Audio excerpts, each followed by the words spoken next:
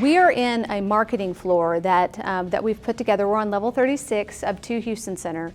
Working with Transwestern, we have white boxed a number of floors and put in some different design elements with some furniture, decorative lighting, and so tenants can really envision the opportunity that they have here at Houston Center.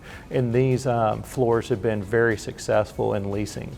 Well, so Transwestern, as the leasing group for the building, they're interacting with what we call tenant rep brokers. They're interacting with them all the time, and so they hear that constant feedback about the property.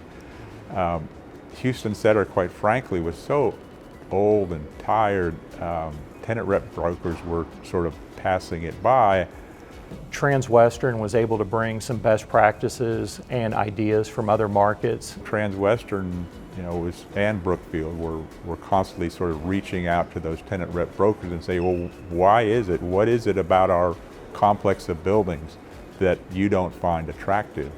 So they had a lot of data and feedback from that community that they told us. Transwestern was able to advise us on some changes we could make and how we should market these floors. The biggest complaint that we always got from the tenant rep brokers was that these floors are too dark.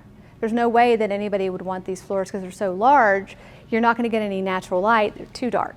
Some of the changes that Transwestern recommended for the redevelopment of our large floor plates here at 2 Houston Center were painting the mullions, adding Mecco shades, redoing the floor, and adding lighting. We put in lots of different types of cool lighting throughout, really brightened it up. We've seen in other markets, along with Transwestern, that there's great desire for these large floor plates because of the connectivity that they can offer for tenants. And so with these changes, we were able to lease these floors very quickly. I think it was very insightful to have Brookfield and Transwestern sort of tapping the market and hearing about what tenant needs might be in the future that would inform the process.